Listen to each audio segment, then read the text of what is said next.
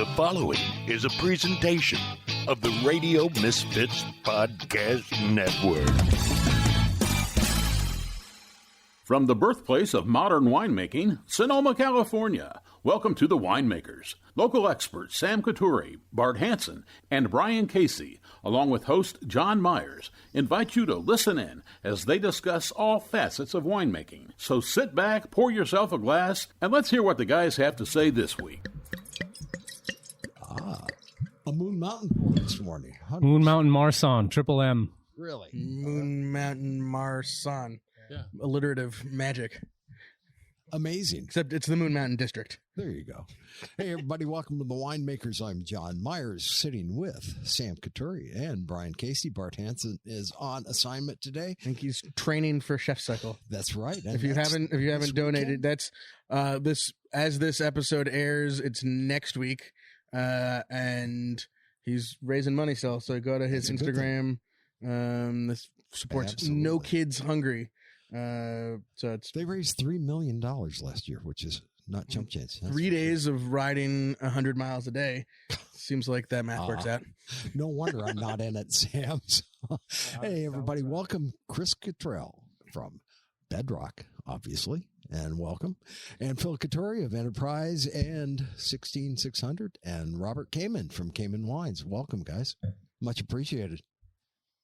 Say hi. Ahoy, everyone. Hi, Ohio. Ohio. I'm just starstruck over here.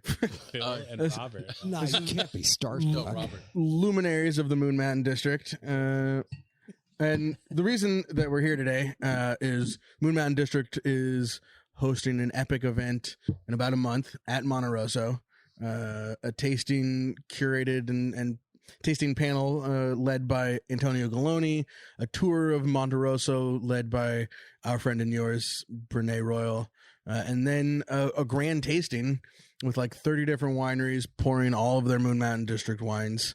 It's going to be amazing. It's the first time we've really done a Moon Mountain District event open to the public like this.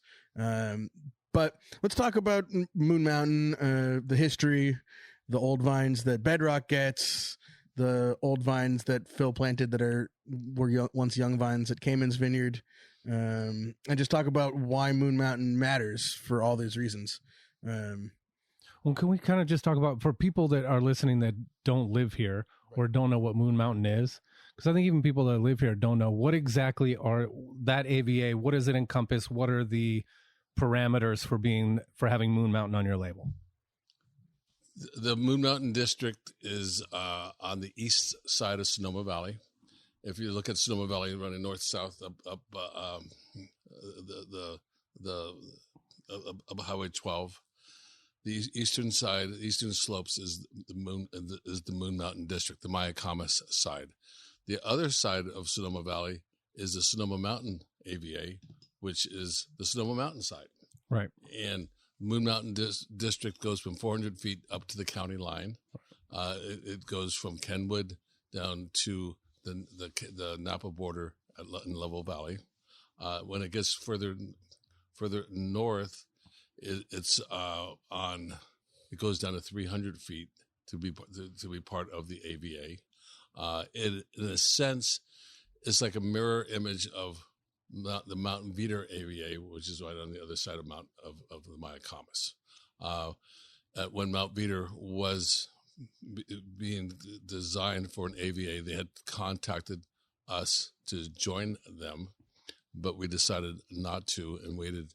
And in 2013, our AVA was passed through this used to be called the ATF, whatever it is now, TTB, and we became official. And in the Moon Mountain District, Sonoma Valley is the Valley of the Moon, as Jack Lennon gave us that name, and the Moon Mountain Peak is right above Monte Rosso, and the sort of above Monte Rosso, above Cayman, and above Moon Mountain Vineyards itself. And so it's 100% volcanic soils. One of the few AVAs that are the only AVA that is 100% volcanic soils. According to at least what Eric Bradley said, it's the only AVA in North America that's entirely volcanic soil. In the world. In the world? In the world. Okay. Other AVA or Mount AOC Etna? is Yeah, what about entirely- something? What about Sicily? Yeah, what about like Etna Rosso? Literally on a vacation. Sicily's not in the world. Sicily's not the world. All right. As Have you as a Northern Italian, have you been to Sicily? I totally agree. It definitely is not Italy. It's definitely not Italy, that's for sure.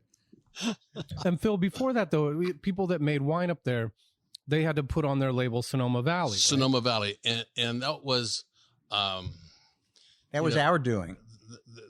We had a revolution. Right, yeah, Phil? we did have a revolution. We got tired of being associated with Valley folks when we're really mountaineers. It is a mountain. It is not a a mountain. valley. It's a different type of farming altogether. Right. And it's a different type of wines, and there's a different, dare I say this?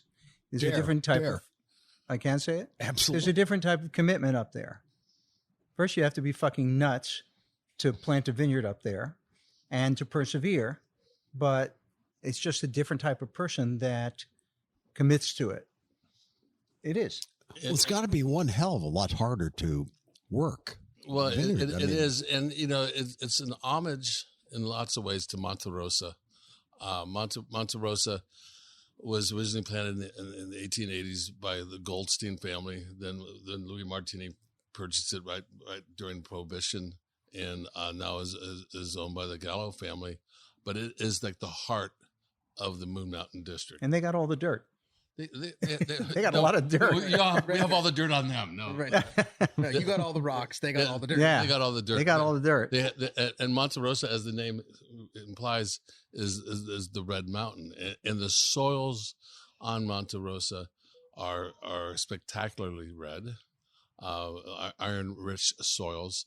Right behind it, where you have Moon Mountain Vineyards Repris Winery, the soils are so red they're purple, and when it rains and you get it on the side, and you drive your truck through these dirts, you could do, the purple on it looks like the lees coming out of a barrel of wine. You know, That's why you have a white truck. that's why I have a white truck and black tires to accent that. And so the soils are totally unique. While we are part of Sonoma Valley, we look down on them. Literally. Literally, not no, but it's and there's a multitude of slopes, aspects, elevations, and in true sense of terroir, there's definitely an attitude of the people who grow grapes up there. How hard is it up there? I mean, you said you got to be insane to do it. We have to be committed. I mean, insane and committed is Committed to being insane. Yeah. Committedly, You have to be insane. committed because there are easier places to grow grapes, but you will not get the fruit that you get growing this. First of all, we're on the sunny side of Mount Veeder, so we get the photosynthetic activity and never have to really worry about ripening. And then the soils are so variable that you get those complexities up there. If you're planting on the valley floor, you get homogeneity, you get uniformity. It's easier to farm, stuff like that. It's just hard. And the weather up there is harder. And does it ever get hot up there? Yeah. Well, Too hot? It does get too hot. It was too hot last vintage. But the thing about being in the mountains, we have warmer nights. As the fog fills in the valley, the warm air is pushed up into it. But during the heat of the day, the updrafts that come up the canyons do act as a cooling factor. So it's a different ripening curve. And within the Moon Mountain District, Monte Rosa is in the heart of it, between 700 and 1,100 foot elevation. Robert's Vineyard goes up to 1,200 feet. And then you go up to the top of the Moon Mountain District in the Cavedale area, where Silver Cloud and Moon Ridge is. Corbin Cameron, and you're close to 2,000 foot elevation. That climate up there is different than the climate, say, at Caymans, at Monte Rosa, at Birch, and the heart of it. But that's the beauty of it. That you have this complexity that is created by the terrain. the great AVAs have a micro terroir to them, right? There's a connection, a through line between all the vineyards of Moon Mountain, but ultimately there's so many different aspects and mix of soils up there that I think that's the great AVAs, right? Is that you can Yeah, there's no end to the specificity. Exactly. If you're farming up there. And the key to, and Phil, this is a paid political announcement for you, as usual. That's what we do here. The key to farming up there is, first of all, convincing the clients that there are these specific places that have to be farmed differently, even in one vineyard. But the key to farming there is to be sensitive to the specificity, because it does. We have places that the topography changes literally row to row, literally, and you have to be sensitive to it, and you have to be willing to commit to. I don't mean this pejoratively, Phil, you money-sucking son of a bitch, but I don't mean it pejoratively. You have to be willing to commit economically to doing it. You have to want to push in every way in order to get that done. It's just what it is. But can't cut corners. So there aren't. But really... the results are extraordinary. Chris, right? I mean, that's, I think, a real credit to the Gallows and what they're doing up there, because that's a huge vineyard, which, Phil, you can understand this, the level of difficulty just from operationally, but also financially to farm that vineyard, and the commitment up there is it's staggering. Yeah, all of us, they do it on a huge level. Yeah, and with Brene to an incredibly high level as well. Yeah, she's quite involved up there. Obviously, she's quite the leader, isn't she? Robert, you said something about changing row to row, so you don't really have blocks within your vineyard that are different. It literally is row to row. Yeah, I mean, literally. Robert changes row to row. Line to line. Line to line. Well, that was in the 80s. That's not the lines I was referring to. We're talking about, but yes. We're talking about personality changes. It's how you got the confidence to plant Cayman, right? Yeah. Foolishness. No, when we really didn't know about this when we first planted it. Phil and I planted it in '83. We didn't really know about. It was just planted, and it was only over the course of a number of years that it became apparent that within a row, within small spaces, you would have different soil types. You just have different stuff going on because of the debris, the volcanic debris. And so I think we were one of the first people to put double polys on, because it was hard to get uniformity without being able to control what was going on in small spaces. And water is one way you can control it.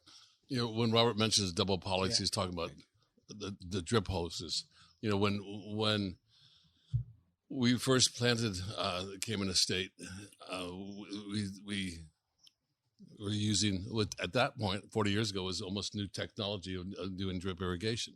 You know, there was lots of times that we would irrigate beforehand with aluminum pipes and overhead sprinklers, even up in the hills. But we set up drip lines, punched in emitters, and at that point, if that vine at the very end needed water, you'd water the whole right row. Right.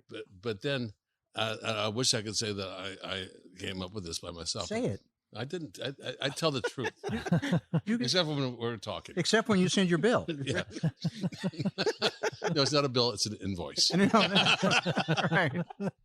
It's a ticket. It's a ticket. But so by having college scholarship, a secondary irrigation, we could pinpoint the where the water is delivered in that row. If a vine has been taken out by a gopher or a tractor, a replant. If it's a little rockier, if there's a soil discrepancy along that row, you can pinpoint it, and that's all part of the evolution of using irrigation in the hills, the evolution of what we've done in the Moon Mountain District is to get specific wines from specific blocks and the attention to detail that to grow up in this area is paramount, and you use every trick in the book to create uniformity out of chaos, because that's winemakers want to have uniform flavors. It's impossible, but you go for that holy grail. How has it differed in the 40 years? How has it changed? How's it changed in 40 years? Yeah. The rocks have gotten bigger. Still hauling them out? Still moving rocks. We grow rocks really well. The crazy thing is that you would assume that after years of farming up there, that there would be less rocks because you're cultivating all the time. It's exactly the inverse. There were more rocks. When you take one out, you leave space for two. There were more rocks. Yeah. Yeah, they figured it out. Well, I'll tell you who figured it out. Okay, Phil figured it out, and he figured it out. I'll tell you why. Because at night, he dumps rocks in. Yeah, and then in the morning, he charges you for taking the rocks out. I figured this out when Sam was in his 7th year of college. It had four more years to go. And he had 4 more years. And he had 4 more years to go. Sam, you have a great career there in college, man. I was really good at 10 years not graduating college. Procrastination. Yeah, procrastinating in college. I was having a good time. Me Couple too. majors. Yeah. 100 days a year. At, You should on have seen it in mountain the ski. 70s, man. It was really fun. Well, we did our best. Can we quickly touch on why the two of you ended up having a vineyard up in the Moon Mountain AVA, and Phil, how you ended up Really, truly? growing, being a huge part of the development of the AVA. I had sold my first screenplay, and I came up here just to get fucked up with friends and celebrate. And this guy took me to the property, and I saw the view of the entire bay. You've been up there, and I bought it. And then I sold my second screenplay, and I came back up, and I went looking for the guy who grew the weed I smoked, and I found Phil. Excellent. Yeah. How did you start? When did you start growing grapes up in the Moon Mountain AVA? I started working at Moon Mountain Vineyards, and at that point it was called Glen Ellen Vineyards. Yeah. And that yeah. before it was, then went from there to Carmenet. I started working there in 72, 73. Right? But you weren't planting at that time. I wasn't planting. I was just getting out of college, and I had grown up on Sonoma Mountain and kept looking over at the other mountain range. And when I first went up to Glen Ellen Vineyards, it just blew my mind. And going through Monte Rosa blew my mind. The man that taught me a lot about growing grapes was a man by the name of Joe Miami, who, That couldn't be his real name. Joe Miami was. Central casting. The writers weren't on strike that week. And we just there's a bottle of Louis Martini. 1977 that Joe Miami grew. Yeah. And, Wow. and Joe Miami was learned how to grow grapes from Louis Martini. Joe Miami was a bigger than life character that knew how to grow grapes in the mountains. And it was a lot. And at that point on Sonoma Mountain, I was working in a vineyard. And he was a consulting at that point. Is that the connection to what's now Laurel Glen?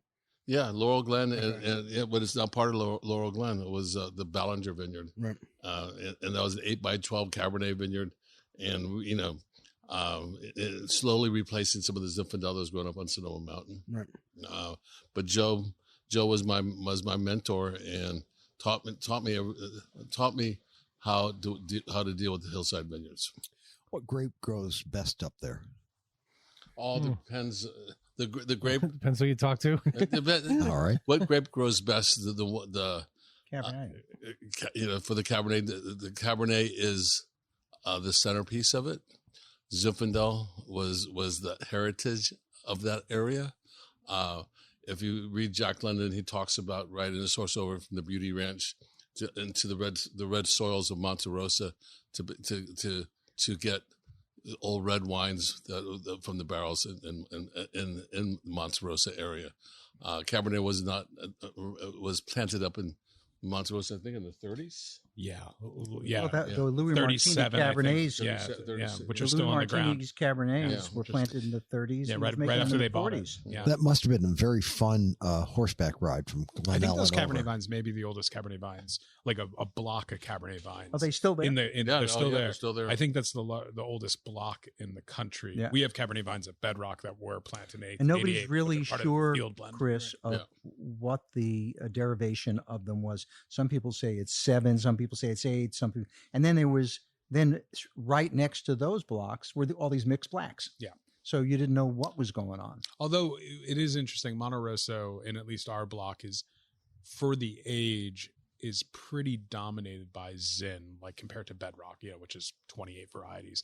It's a pretty majority Zinfandel Now, block. was that because it was such a heavy producer? I Because mean, they weren't growing they were growing for quantity. Right. well, and they were also they were also trying to make California Claret, right? It was after, and this is, I'm quoting my Morgan on this because he did a whole Morgan's dissertation. Yeah, he literally did a dissertation on this, but they were trying to make California Claret, right? They were trying to get away from the Mission sort of wines pre-flux. Instead of making California Burgundy. Right. Well, that was the other one they would make Hardy too. Burgundy? Yeah. Well, I mean, that was the other one they make, which was Hardy more Burgundy. petite Syrah, which Morgan always jokes that, Pettit Sarah. the Petit Syrah, Yeah. the darker variety was the Burgundy, and Zinfandel, lighter in color, was the Claret, which he always says was like, you kind of, that's an idea of what kind of Burgundies the States were getting at that time. A lot of Algerian Syrah in the quote unquote Burgundies that we were getting in the States.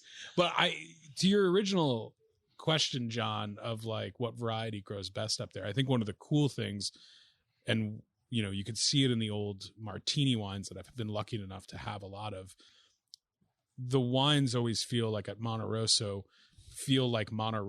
first, and then the variety second. So The you can terroir have comes through. you can have a Zinfandel, you can have a Cabernet, you can even have the old Barberas from up there in Monte Rosso, and you can see a kinship But where that's sight is bigger than variety. That's also a mark of the AVA, right. Chris, Exactly. is that it's amazing the interconnection of whatever your winemaking style is, there is an interconnection to what's going on up there. And I do attribute that to being on the sunny side of Mount Veeder, and to the, all the volcanic detritus you got there. Yeah.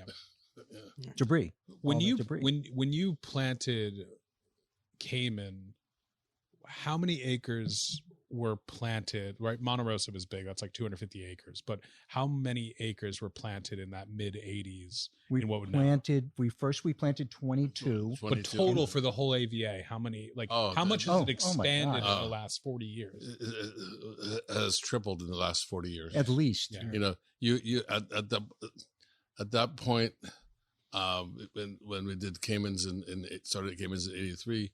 You had Monte Rosa and Moon Mountain, which was 60 acres. Yeah. And then Hanzel, which was done in the 50s. Same soil, same the beautiful red soils. And actually Hanzel will be at the tasting also. And that was done in the 50s. And then there was a smattering of grape. Then you would have to almost jump to the northern part where the Cundies had their vineyards. There was Monticello, then the Nuns Canyon, but there was not a lot of vineyards at that point. When I got here, all you heard about were the bigger plantings, and there were only 4 of them. Right. There were 4 of them, and it was probably 10 years later that people started venturing up and planting smaller, discrete plots, and a lot of people planted Cabernet because it was the fashion, but also it's where the money is. Who were those 4? There was Monte Rosa, there was Moon Mountain, there was Hansel, and there, I don't know. Nuns who Canyon. else. There was some Gundy. and Gundy. Wildwood. Okay. Wildwood. And Kenwood stuff like Montecito, which, Yeah, but Vendimia, which was a shard vineyard. Yeah, they had Up on Nelligan Road. Altoriori that had was yeah, Nuns but there Canyon wasn't much. And then St. Francis planted in the 90s, was it? Yeah. Nuns Canyon? When did they plant that? No, Nuns Canyon was planted earlier than that. As Chris was saying, there was that whole slope going from Wildwood on the Highway 12 up to Altoriori's place. Altoriori was Another name with Joe Miami in the same. well On the run from Sicilian. one country, shows up in another. Altoriori was a rock star from the 20s and 30s in San Francisco, a band called the Vagabonds. I know this because he was a friend of your grandfather's. Okay. And Altoriori sounds like somebody that Harry Couturier was hanging out with. For sure. and you know they hunted. They had their deer camp up at Toriori's that they'd come up from Monterosa from Wildwood, and you know there was probably a little bit of drinking going on at that point in time.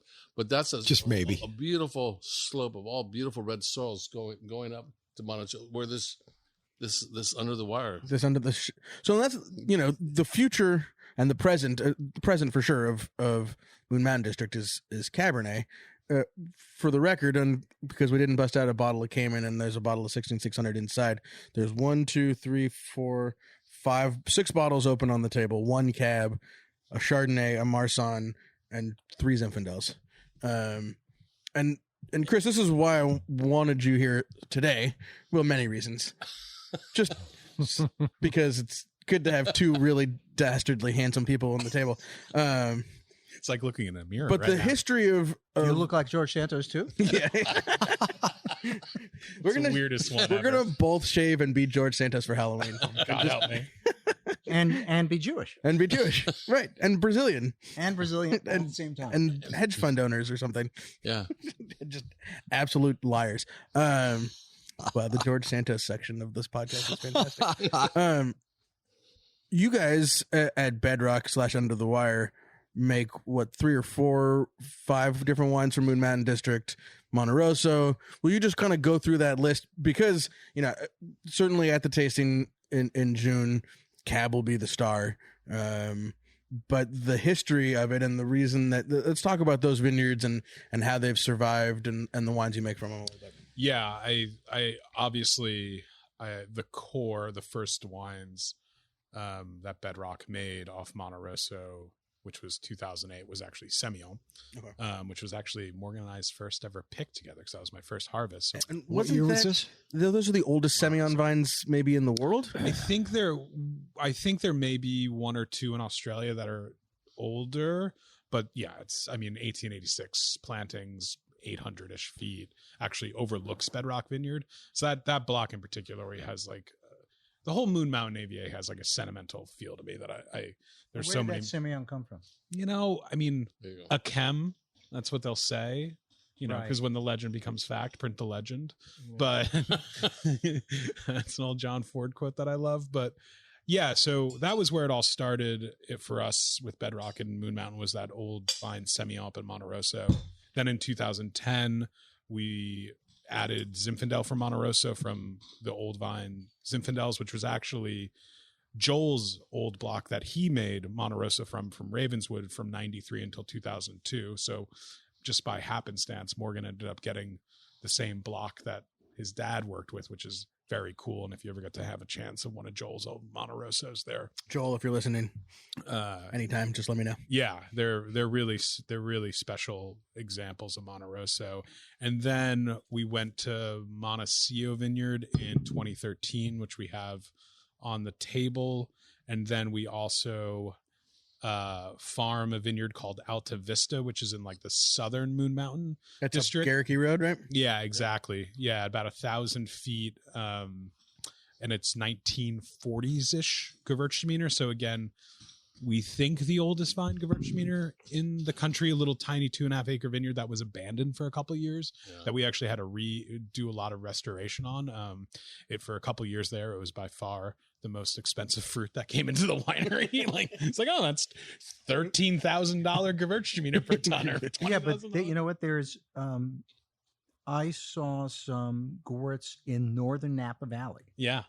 Oh, it was a popular It used to grape be- back in the day. They were yeah. growing like prunes and gourds. Yeah, I mean, and on Alta Vista, which is again tiny production. Actually, now Kathy Corison is making some Alta Vista Gewürztraminer, which is very cool. Help bring those fruit costs down a little bit. Well, hopefully bring them up. Yeah. Bring at least the bottle price up. Because what's cool, and you'll see this in Monte Rosa as well, but with Alta Vista, because sometimes Morgan and I kind of think about Gewürztraminer that could be a little Unga Pashka, like almost too much, blessed with like, it can be really weighty and waxy and not have like the freshness that we're necessarily looking for. Because the malics are so high, typically up there, and I think in Monte Rosa as But well. is it economically viable? Oh, who cares? Yeah. No, right? That's just talking. Well, I have a day job. Economic viability. You're on strike. No, I have a day job.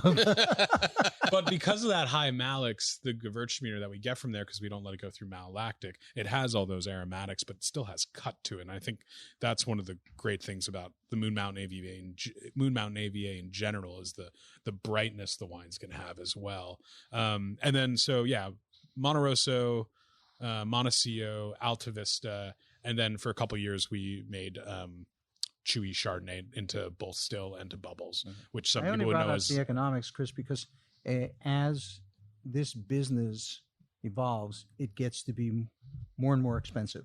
yes. And when it gets to be more and more expensive, you might want to exercise your passions, but your passions are not economically viable in the market, which is why a lot of people push towards Cabernet.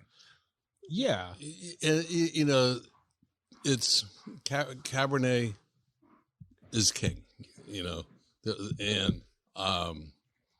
we have the adjoining valley to Sonoma has definitely made a reputation for Cabernet, and that's one of the reasons why the Moon Mountain District Cabernets, when they were reviewed for a lot of time, was always included in the Napa issue. We planted, you and I planted Sangiovese, Phil.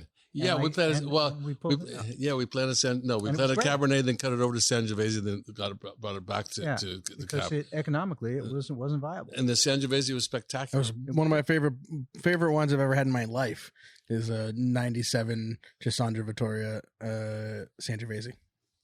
Oh, obviously he hasn't been dipping into your Burgundy cellar. Well, and that's why that's I think it's important Yeah. to preserve. Obviously you're right. Cabernet is king and the most economically viable variety out of any as variety. the land gets more expensive, as the But- farming gets more expensive. I think, for example, this going back to great varieties of Moon Mountain, I think the Semillon from that old block at Monte Rosso is one of the greatest wines that can be made off the AVA. And again, credit to the Gallos, because they could easily rip up that Old Vine Semillon block or the Old Vine Zins and plant more Cabernet. But I think it's important too to have some diversity up there of variety. Just because I think it's cool, but I think also having a little diversity of variety so you can see the kinship of the terroir between Zinfandel and Cabernet, for example. Yeah, I don't disagree with you. I just think that look, we grow Viognier. We grow to co-ferment with the Syrah, but Right. we bottle Viognier 23 one barrel. Right? There's no reason. I could except Art's a deli in the valley in San Fernando, but I do because of exactly what you just said. Yeah. We bottle it. I mean, there's no reason for it. But we bottle the juice because it's fucking spectacular. Exactly. Well, and that's to give a plug to June 3rd, the Moon Mountain Grand Tasting. We are doing a master class on Cabernet, but those 30 different wineries that will be pouring there, you're gonna be able to see that diversity, and taste see it. That's the most important part, John. Thanks for reminding me. Look at those wines. I bet you they're delicious. They look good. And only for $5 on the table, you can taste them. Exactly. But no, it is. And what we've said a lot about here, we keep talking about the history of where we're growing grapes, and the history of how did this come about. it's grape growing relies on history, relies on the techniques passed down from Joe Miami to myself and to other folks. Because we have to honor the area that we grow, and we have to try to understand it. And the thing about every vintage, you learn something new, and that's what we're doing up there, and that's why we're instead of blending these wines into valley grown fruit, we're bottling the uniqueness of an area. So you talk about the past. What about the future up there? What's going to happen in the next 10 and 20 years? Well, the wines are going to get better. More recognition, I think, for sure. Because the vines are older. I'm not talking about Monte Rosa, Chris, but every place around it, all the replantings, everything that Phil has applied, and he's doing 60% of the farming up there. Is that really true? No. Let the legend be until once the legend is fact. Print the legend. We're doing a little bit of marketing for Phil Couturi's Enterprise Vineyards. It is, but however, but 30% for real. But there's about 1,500 acres. There's a whole bunch of it. There's about 500. And I think that with the better farming techniques, the better clonal selections, and the attention to detail and figuring out what we got up there. And again, I'm leaving Monte Rosa out of it because it's its own mini state. That you're going to see better, and now people have gotten the bit in their teeth, and people are going for it, and you'll get better wines. And you're right about mentioning economic viability, because as we all know, that is an important part to farming environmentally sustainable, and you have to have economic sustainability. But I think, and you both have seen the recognition of Moon Mountain AVA, that it is part of Mount Veeder, and that is one of the great places to grow grapes. And just because it has Sonoma on the label, I think the consumer and collector is going to continue to realize that, the wines aren't cheap, but I do feel that there's incredible value. The value be had up there, compared to some other potentially. When Mark Harold, our winemaker, came to make wine, he's been with us now for 22 vintages. Wow. He came. Really? Yeah. Wow. He came and he said he wanted to make wine there because if you know Mark, he's not financially driven by anything. He wanted to make wine to prove this because somebody put a geographical line on a geological formation, meaning one side of Mount Veeder is Napa and one side of Mount Veeder is Sonoma, that you can only grow better over on that side of the line and not this side. And he said this to me. I was very impressed. I thought that was a great rap, but he was serious about it. He said, why? He said, look what you have here and look what you have there. What? Why? Because somebody made a map? That was one of my favorite things when Galoni, who's going to be moderating the seminar, when Antonio was doing the maps, and he did the map of Mount Veeder. Yeah. And I was like, oh, I really appreciate that you didn't do like the Sonoma side and the Napa side. And his response was, well, it's a mountain. Why would you separate it based on which way the water flows? It is a mountain. The difference is the light and the sun, right? Yeah, and that's the difference, east versus west. But it was the first time I had heard that when Mark said it, and it's always stuck with me. And now that lots of other people are doing up there, you're going to see.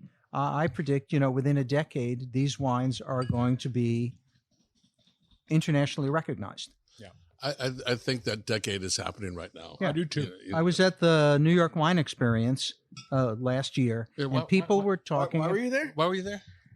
Oh, I was on the cover of the Wine Spectator. Didn't I tell you? Is that a new? I've never heard that publication. Is it important? Anyway, there were people there, who 5 years ago would never have mentioned Moon Mountain District. And people, you've seen this, Chris. You've seen it in the market. Totally. So, and then in 10 years, in the last 10 years, there's been such a refinement in farming, and It's photo time, guys. Did anybody bring their copy? I can autograph it. and you know, I always have 3 in the car of Morgan and Joel. Do you? Yeah, always. Signed? Yeah, signed. Yeah. I keep one. it's called swag. You could give it Right in front of my bed. There's one. Also, deftly maneuvered in there to say that Joel and Morgan were on the cover of Wine Spectator what they pay me before the other big- people were. This is what they pay me the big bucks for. Well, you know, Cayman's coming down for the charcuterie.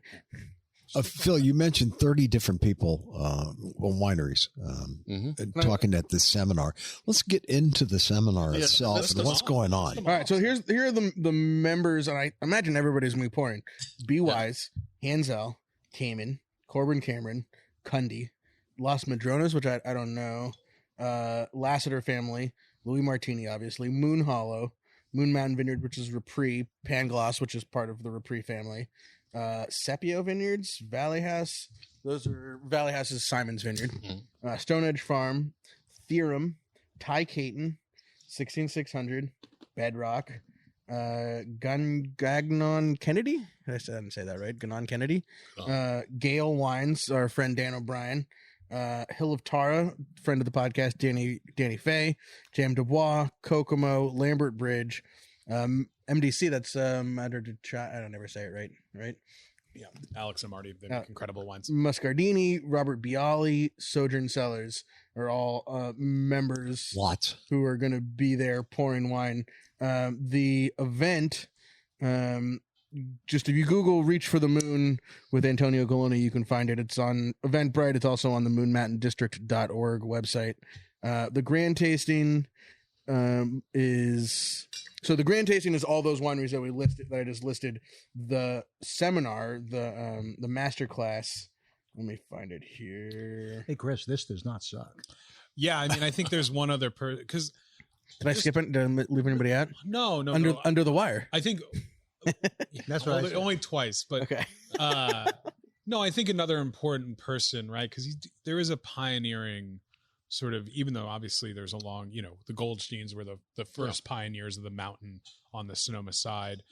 But then I think you can't talk about the Moon Mountain AVA without you and you, Phil, and you, Robert, but you also kind of can't talk about it without Chewy Ordez, who was on that Kenwood side, that more northern side, and planted a lot of the original vineyards Who's for that? Kenwood. Chewy. Chewy. Oh, Chewy, yeah. I mean, he planted Montecillo Vineyard, which is on the table. He planted the Chard that Under the Wire came from in the early 70s. He was planting vineyards when he was really young. Great guy, up on too. the mountain. Well, I mean, one of the best smiles in the business. How for many sure. times did he get sent back to Mexico? It was a Like lot. 4 or yeah, 5? Yeah, he. I mean, it's an went through a incredible lot. story, and I was just talking about it on our podcast. But if you can go read the You have a Esther podcast? Mobley You have a podcast too? Bedrock Wine Conversation, subscribe and like and review. Hoy hoy and welcome. Ahoy and welcome. You're not allowed to drink on his podcast though, so we don't go there.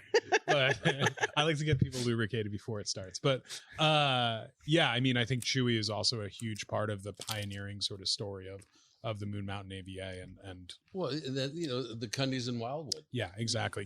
Mike Lee and and Mike Lee and John Sheila. yep. From Kenwood Winery. Wildwood Winery. There's the old winery building. Yeah. There.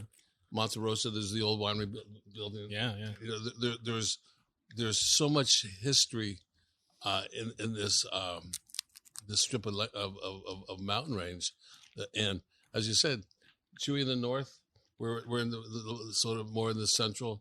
Yeah, Bernie Mosier, right? Bernie Mosier, who worked at what was Glen Ellen Vineyards, and Harristy,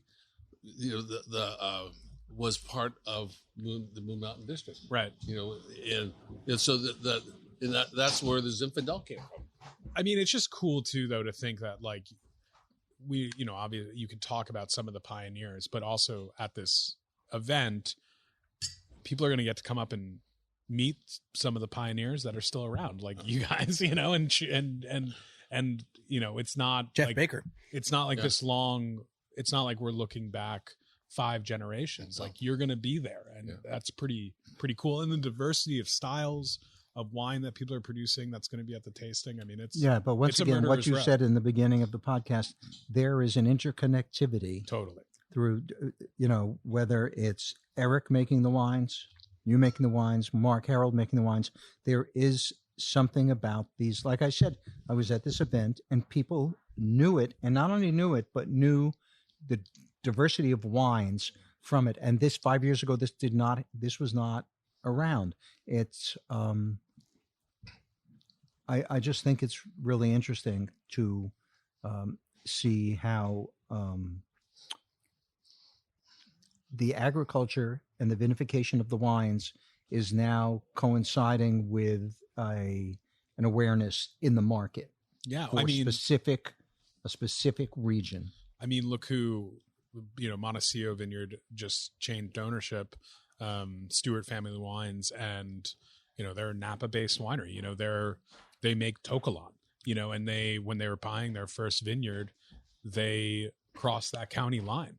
And I think, it was because they knew the quality of the vineyard, and it didn't matter that it was on the Sonoma Look at side. how And credit to Blair too, because he is keeping the old vines in the ground up there. He's being a that's preservationist, really super important. which is those vines, which are some of the oldest Cabernet Sauvignon vines in the state. Like Blair wasn't like, oh, we're going to rip this up and do tight spacing. And Has genetic that- testing been done on those things? I mean, like confirming that it's Cabernet. Yeah, I mean, it's Cabernet. But that's it. No, nothing beyond that. No.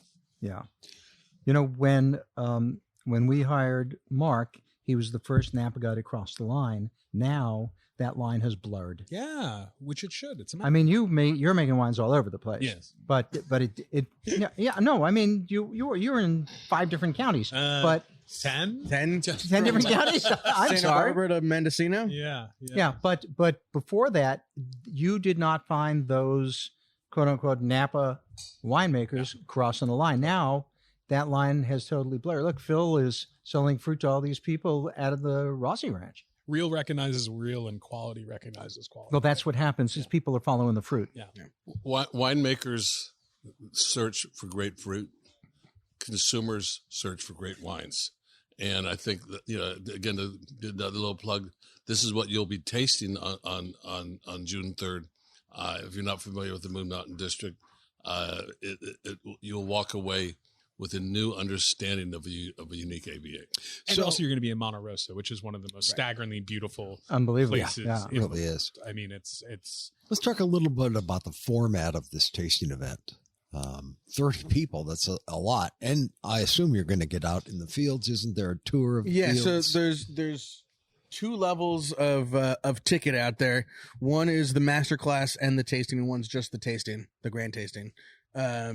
And so the master class is moderated by Antonio Galoni. The panelists are Jeff Baker, Eric Bradley, Mark Harold, Danielle Langlois, Lassiter family, and Mark Williams from Louis Martini, as well as Phil Couturier, of course. And Morgan too, right? Is Morgan on the masterclass also? Oh, I didn't scroll down further. You're right. Jason Jardine from Hanzel. Yeah, Jason. Morgan Twain Peterson, MW from Thank you. Bedrock Winery and Under the Wire, and Jason Kessner from Kistler Vineyards. And another thing we didn't even talk about, Kistler, one of the legacy brands of Sonoma County, starts in Moon Mountain making Chardonnay. An incredible Chardonnay. Incredible Chardonnay. Incredible. And then after the grand tasting, Brene is going to, for the people who have the grand tasting tickets, get a tour led by Brene through Monte Rosa Vineyard. And then after that is the tasting. And again, the wineries confirmed for the tasting: Bedrock, Bialy, B Wise, DiConstanzo, Gagnon, Kennedy, Gale, Hanzel, Hilatara, Jam Dubois, Cayman Estate, Kokomo, Corbin Cameron, Cundy, Lambert Bridge, Lassiter, Louis Martini, Muscardini, Pangloss, Repris, Sojourn, Stone Edge, Ty Caton, Theorem, and last but not least, Winery 16600.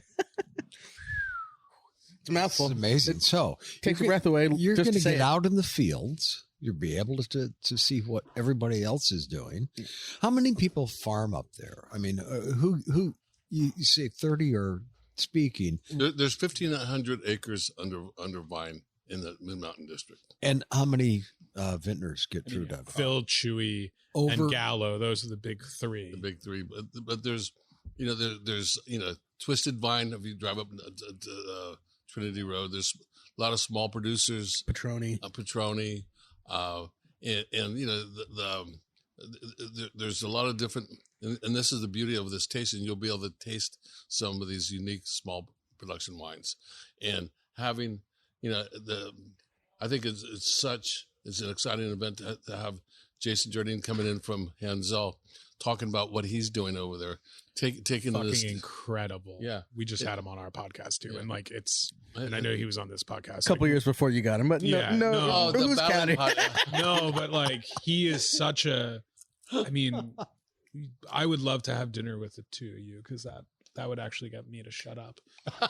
There would be Listening to the zero two of you. talk of wine or farming. It would all be talk of music, concerts, and other inebriants. Yeah. That's a good idea, though. Well, That sounds like a fun. for all the listeners out there, definitely go introduce yourself to Jason. And Yeah, he's what he's an doing incredible guy. with regenerative farming, Yeah. and you know, having such an historic estate. Again, that started in 1950. I know 1952 because that was the year I was born. With Hanzel, and those Pinots. There's one of the most incredible tastings I had was with Bob Sessions at one time. Wow.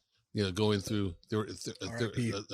30 different vintages of Hanzel Pinots. Spectacular. Yeah. You know, and so that there's such rich history and there's such rich wines, and needless to say, a bunch of different characters and a bunch of crazy characters, a unique. Oh, that's what makes it even more special. Yeah. Well, yeah. you know, you were asking about talking about the past and what about the future, and of course, the future stands on the past, but there is I feel there's a demarcation here going on, in that an elevation of winemaking and viticulture in this place. It's kind of like there was the first revolution of planting Monterosa, right? Unique. Nobody was doing this. The first famous mountain vineyard in California. These guys went up there, but they didn't plant anyplace else. They looked at that and they said,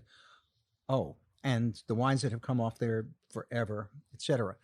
The second iteration was when Ambassador Zellerbach came up and said, "Oh, I'm going to make Burgundy here." And people said, "Nuts." And his wife said, "I want nothing to do with it." And then he died, and she really did want nothing to do with it. But that was the second iteration of it. Yeah. And then it sort of went through a lull. And then there were little things happening. And then people started showing up in the late 70s, early 80s, and that was the third iteration. And what we're seeing now is the third iteration of this area. Well, I think too, if you're talking about any great wine region, there's always this fusion of the older pioneering generation with young people getting excited about making their wines, right? And Absolutely. you see such an historic estate like Hanzel or a historic vineyard like Monte Rosso, but then you also see Corbin up there, right? Like it's cool to see that it's a mix of perspectives. That's and why I'm ages. saying it's the third iteration. Yeah, yeah. It's a vibrant place. It's really delineated. I mean, can you imagine coming up in 1880, and this was a wilderness. You had to get up here on horse.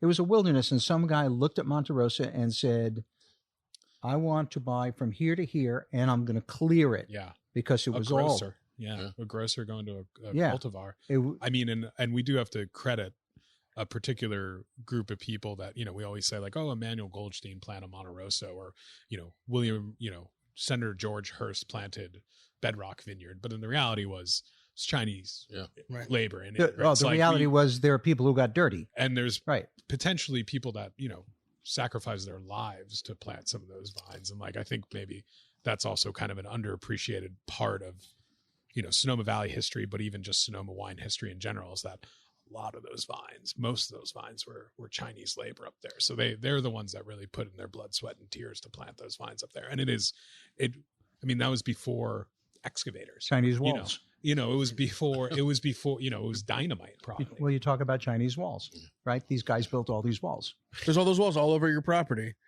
Oh no, those are Mexican walls. No. No, the old ones before. The old ones before were Chinese Where walls. all these, it was like it was sheep, Yeah, they were sheep. and they walled off the pastures with building all these rock walls that you can still see remnants of, and especially after the fire when all the brush. Well, was when you burned come away. right in through the gate, you Right. see them there on both sides. Right. Yeah, without the Chinese labor, the original Moon Mountain AVA wouldn't. Chinese slave labor, man. Yeah, Yeah. I mean, They were indentured. It's not the hey, go to the Moon Mountain District. But it does need to be acknowledged. They're part of the history of the place. And the second part of that is you could not go over the Golden Gate Bridge. You had to take a train, a ferry, and then a horse thing. I mean, okay? when the Golden Gate Bridge was built in what? 1937? Yeah, 37. I mean, so Yeah. I mean, No. It went to get up here was hard work. hard work. Day of travel. Yeah. It was big travel and bringing labor up here and materials up here. It wasn't like, okay, we'll go to Freeman Brothers. Central Valley. Yeah, no, didn't happen. So, but what I was talking about, Chris, is the iterations of this place and like you said, the labor, and there's Bonnie, who founded it. There were three iterations of vision. I mean, as crazy as you want to call it, vision. There were three, and we are the third wave of it. It's interesting. And now, because of the incredible proliferation of wine in culture and the appreciation of fine wines, we get to play in the Garden of Eden of wine. That must be a lot of fun. Seriously. Are you having fun yet, Robert? I wake up having fun, and then Phil calls. And then the invoice. And then, It's emailed. Well, actually, Phil's nickname is the invoice. It's the ticket to stardom, right? What's the biggest challenge, Phil, that you've encountered farming up after 40 plus years or whatever? Getting people to pay the invoice. The biggest challenge, every vintage has its own challenges. Our biggest challenge right now is definitely climate change, or accelerated climate change. There's a constant challenge, and the challenge has become a way of life. Right. And dealing with a hillside vineyard, I have two new knees because of it. And the old timers had to walk with limps. So there's a complexity that occurs, but the challenge is getting the fruit always gets ripe. That's what I always said. Then we did have fires, so you're dealing with Mother Nature at its worst and at its best. And so that the biggest challenge is dealing with nature, and you celebrate nature. I celebrate the climate, and the biggest challenge is just figuring out how to interpret it. Yeah. It's yeah. Well, I mean, that's a point of why diversity and not just Cabernet is important up there, because it's a good hedge, right? Like, we're picking Monte Rosa Zinfandel 2 to 3 weeks before we're picking the Cabernet, so having a little diversification up there, considering with climate change and the fire risk. Yeah, if you have the worst luxury idea. of that, Yeah. it's interesting that you say that, and I first became aware of it in the fires, is that there were people who got their fruit in before because they had things that ripened quicker than what we had, and And so we're planting half the vineyard over to early ripening, Zinfandel and Gewurz, a lot of Gewurz. No, I get to replant. You're planting Gewurz? No, we're Get the joking. fuck No. out of here. What are you, crazy? Gotta I just gave you this whole Pay for diatribe about money and economics, and I'm going to plant Gewurz. But I think all of Althea's got to go to college, man. Yeah. It's not just Moon Mountain though. I think that's going to be kind of the future as well. Going back to sort of the future. You know what? California is going to have to diversify what People they grow. are, I hear this more and more. People are talking about this. And I think younger generations are going to continue to be more open to not just Cabernet and Chardonnay. I think there we're are seeing people more who and more are of that. more open to experimenting, and younger people. I'm just saying, Robert, a little Norello Mascalese up there, volcanic soils. I'm not a younger person. I'm getting another hip just an replacement. idea. Give me an acreage contract. You know what? Here, let me say something about Norello, Mascarello, and Norello Cappuccino. Yeah. I love buying it. It's fantastic It would wines. be really cool. I love it when you open them. well, the first time when I first came up here, Dan Goldfield, Dan Goldfield came to me, takes me aside. He said, Dutton Goldfield, he said, Tempranillo, it's the future. And Marco DiGiulio is with us, and he said, he has to be home at the institution in a couple of hours. Don't listen to him. Tempranillo, it's Norello. I'm going to plant lots of that, right? Or some Viora. I mean, ironically, when we got first vintage of, this is me negotiating contracts without talking to Morgan first is a historical precedent, because in 2013, when I went to pick up the grapes at Montecillo, our first vintage, and I'm hanging out with Chewy and Karen's there and Corinne, Lee, and I'm like looking at the view. I'm tasting the grapes as they're getting picked. Chewy's there, which always puts you in a good mood when you're hanging around Chewy. And I was like, what's happening with these grapes next year? And she was like, who are you? And I'm like, oh, I'm Chris. I'm at Bedrock. And what do you do for Bedrock? And I was like, oh, I'm a partner. I was like, what do you think about doing a 3-year evergreen on this? And I'll give you a 20% price bump per ton. And she was like, you're a partner? She's like, I'm like, yeah. And she's like, well, I guess you can negotiate. Done. We shook hands and then loaded up the fruit. And I'm driving down, pretty sketchy road, making sure my air brakes don't go. Morgan on the phone being like, hey Morgan, so I just agreed to a 3-year evergreen contract with a 20% fruit price per ton bump. He's like, wait, what did you do? 20%. I'm like, I promise. Oh, God, I got a lot of fruit pointed by it. I was like, I promise, Morgan, this is going to be a great buy. But yeah, so now, 3 acres in Norello Mascalese. Well, you guys have managed to make a great market out of small lots. Yeah, we're And lucky. A lot of diversification. We're lucky, yeah. and stuff. Well, you're lucky, but you worked really hard. Yeah. When did I meet you? 2005. Yeah, Crush in a and wine Crush. shop. I was like 19 or 20 in a wine shop, and now you basically have, A lot of sirens. invented this It's on fire. business.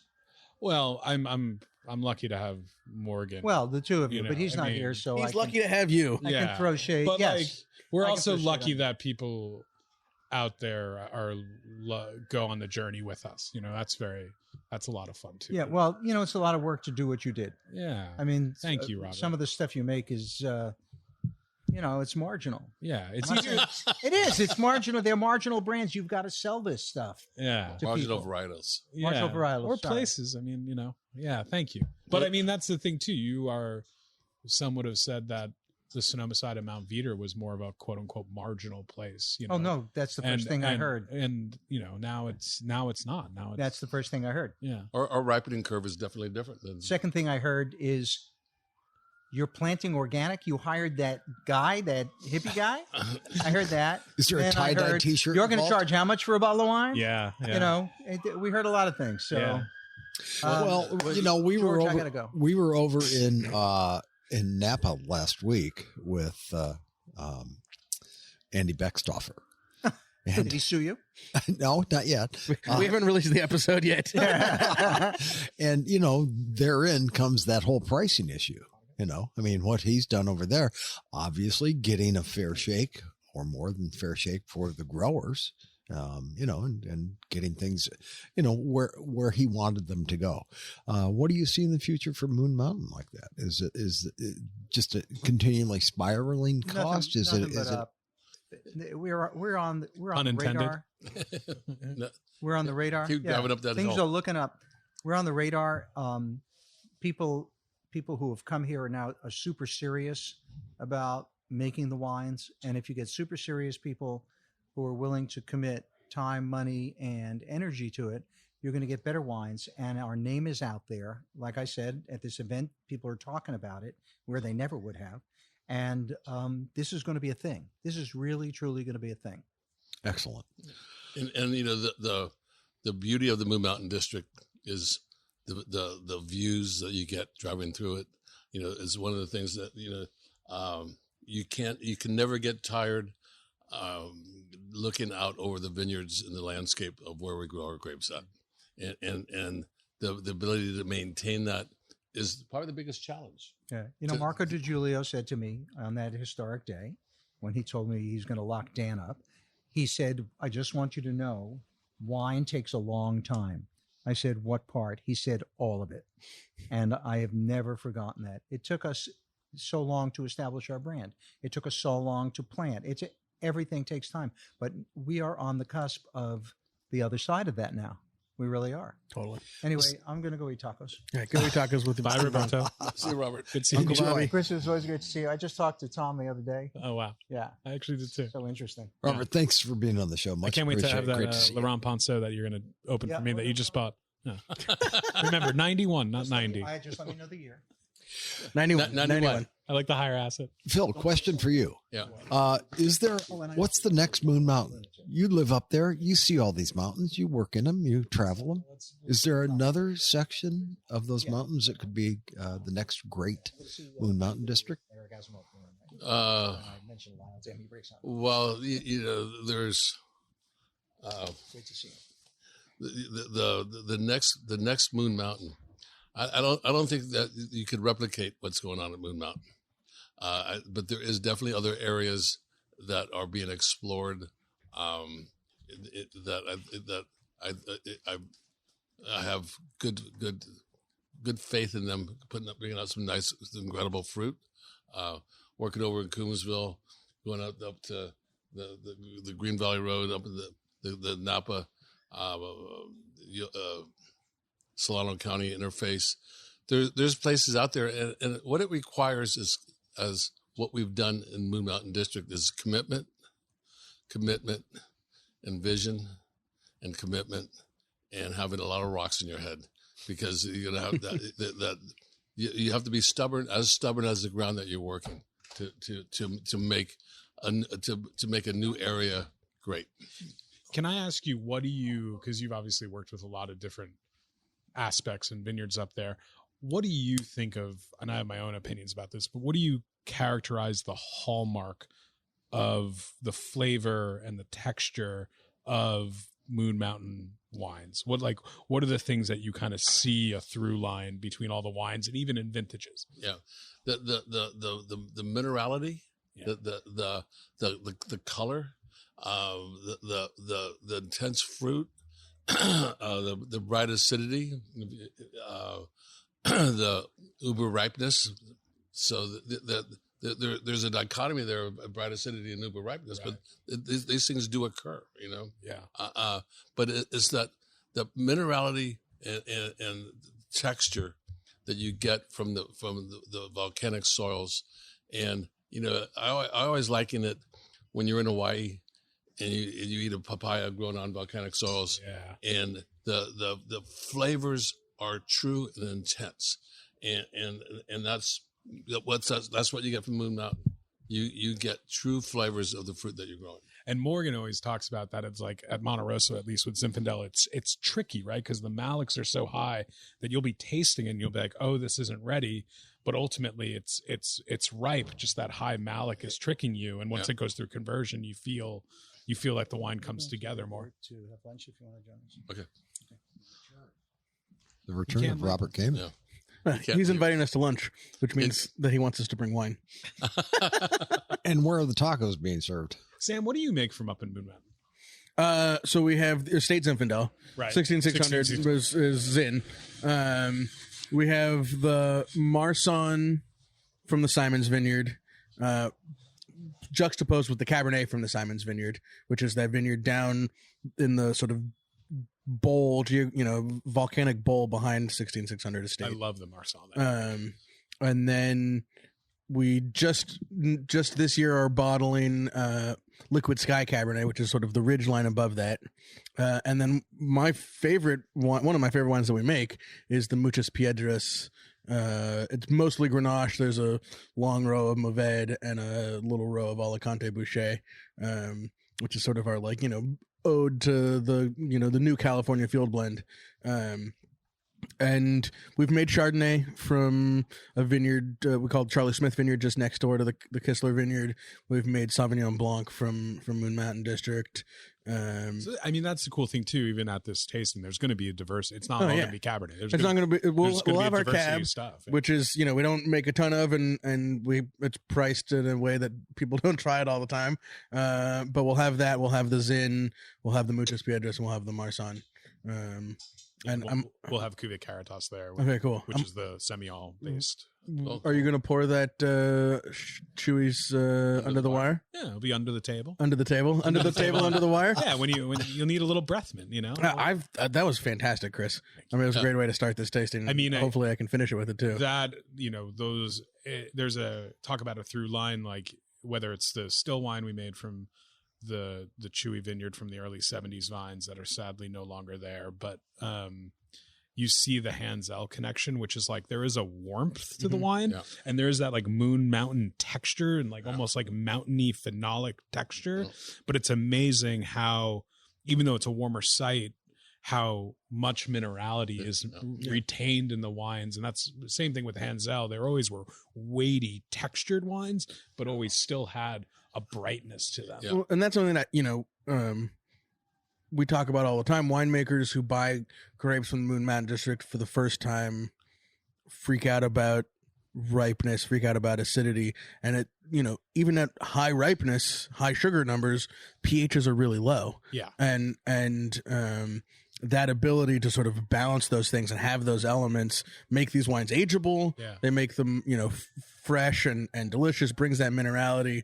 When I think of Moon Mountain District wines, it's the texture, right? For me, that's that through line that comes from that pH. And this amazing 77 Martini Zinfandel, which anytime if you see those old Martini wines out there, if it says Mountain Vineyard on it, that means it's from Monte Rosso, right? Compared to their Napa property. But 77, warm year, right, Phil? Yep. And like this wine still has great acid, great freshness to it.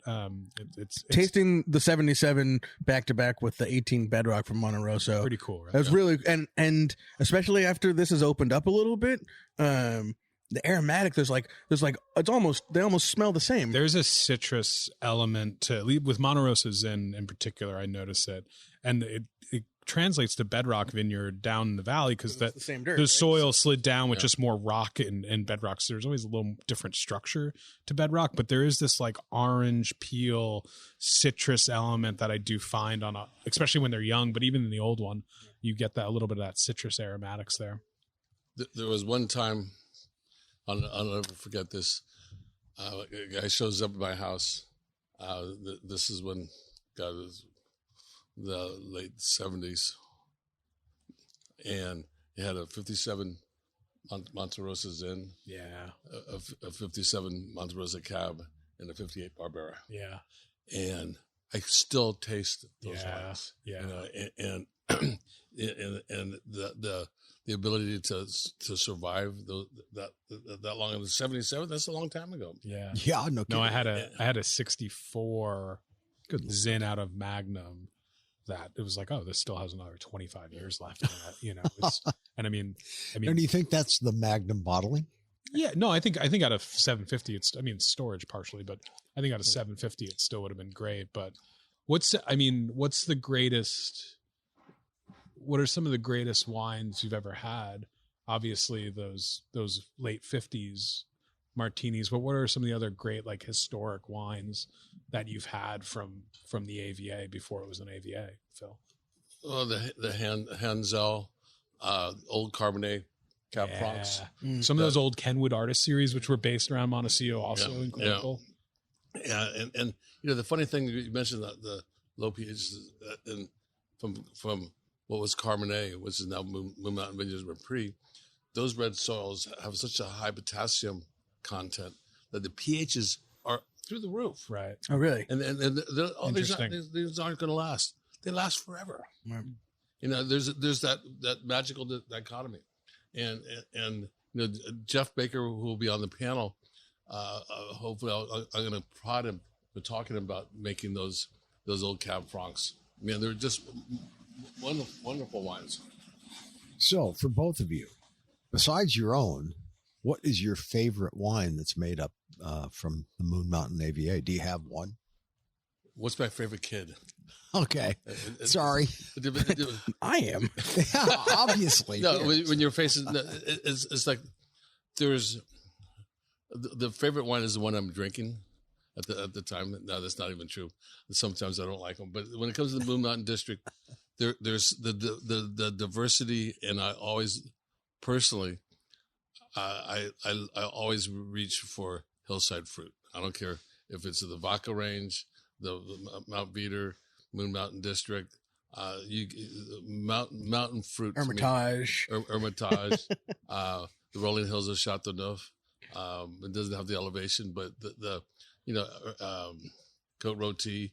There's something about growing on slopes that that's where you're supposed to grow grapes. All this bottomland is for food crops. You can tell Phil doesn't want to piss off one of his clients. Right, exactly. Well, it's good though. Right? It's that's why he studied political science, right? To teach me. It's always hard to pick out. People. That's the constant question of what's your favorite wine. And it's like, I like drinking the wines of people I know. Yeah, like that's my and I think places I've been. When people come to this, and hopefully the listeners to this will come up and talk to us on June 3rd.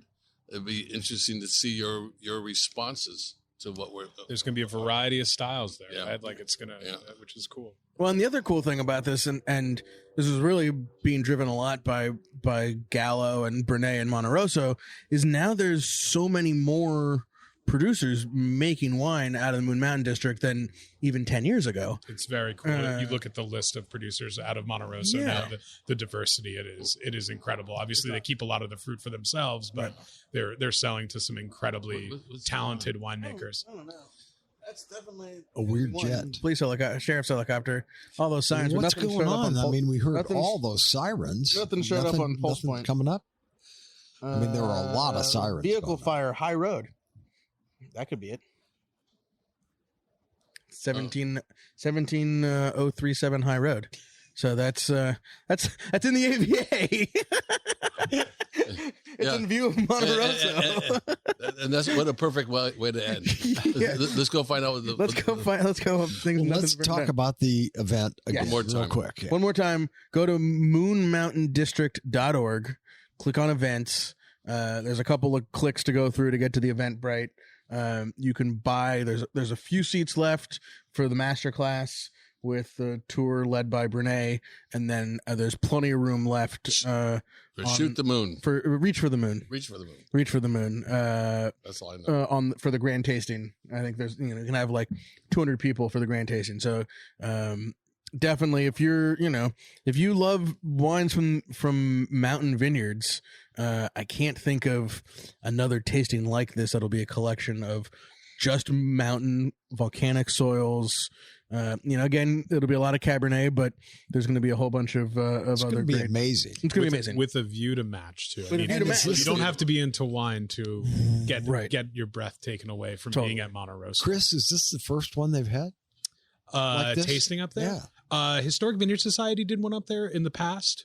We did one of our events up there, and it was so I have a little experience of what events like are up there. How much of a pain in the ass it is to do an event up there? I mean, organizing that. And again, we're giving a lot of credit to Gallo, but they deserve it for the AVA creation as well as you, Phil, but also opening up that place to the public. Because when you put boots on the ground in Monte Rosso, again, you don't have to know anything about wine. You're this is special. You're on hallowed ground. Yeah, exactly. You feel it. Such a cliche, but you can feel it. Yeah. So, any shout outs, Chris? If you want to check out our wines, bedrockwine.com, underthewirewines.com. And you have a release going right now for Under the Wire. We're going to be right? releasing some sparkling wine, and including Chudy Chardonnay from Moon Mountain in a couple weeks, right after the May 16th. Come visit us at the Taste Room. Great pairing is Winery 16600. Right off the square, too. Coming to our spot off the square. That's a good day on the plaza. If Yeah. you go do a tasting at Bedrock and a tasting here. It's a good Not day. necessarily in that order. Go but- listen to my first ever podcast guest interview, Sam Katori, on Bedrock Wine Conversations. We've both gotten much better at this since then. a good prep before this event. Listen to the Brene pods on your pod or my pod, or the Jason Jardine pod on your pod or my pod. So yeah, and support these wines. They're incredible. The best way to support this AVA and is to buy the wines and try them. You'll be rewarded. Yep. All right, Sam, Brian. Oh yeah, right. We Oh yeah. we're doing Is there an after party? there's an after party What? at the Fairmont where Fancy. they do their food truck Fridays and Saturday nights out in the lawn there. Tony Saunders, son of Merle Saunders, playing music. And This is at the Fairmont. this is at the Fairmont, and Tony? we're taking over the bar, and we're gonna bring a bunch of 16600, but a bunch of Moon Mountain District And wines. when is this? And this is so the June 3rd, Saturday, June 3rd, tasting master classes at noon, tastings at like 2 or 3 up at Monte Rosso, and then you just got to go straight down the hill, right to the parking lot of the Fairmont, and we're going to be hanging out, listening to music, eating food. The after party after Morgan's wedding was at the Fairmont, and let me tell you, having experienced that as well, great spot for an after party. Great spot for an after party. It's gonna be awesome. And then the after party after the party is the hotel lobby, right? It's a great place for a party, though. Just make a weekend out of it. Get yourself a room at the Fairmont. Go in the morning. Go get some chilaquiles at El Molino. There you and go. let's make it a weekend. This is definitely this is how you spend a weekend in Sonoma. And then on Sunday, go to Bedrock Hooker House, make a reservation, and then come to 16600. Yeah. When's the next Final Sunday coming up? The next one that we have on the schedule is September 17th. Okay. So we'll probably do some other events over the summer, but September 17th at the Denmark Street Barn with Catherine Russell And and Tony Saunders. thank you. As the opening act. Food, pizza, and that'll be the culmination of our 3 days of Grenache Day celebration, starting on the 15th of September, which is International Grenache Day.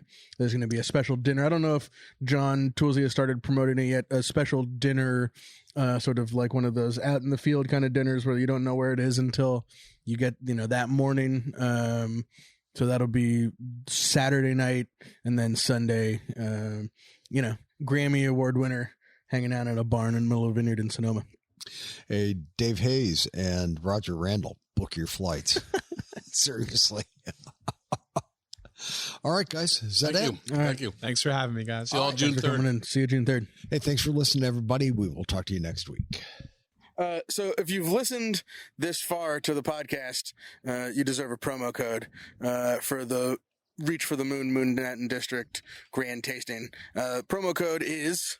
Moon rocks. Who came up with that promo code? You did. Oh, it's pretty good.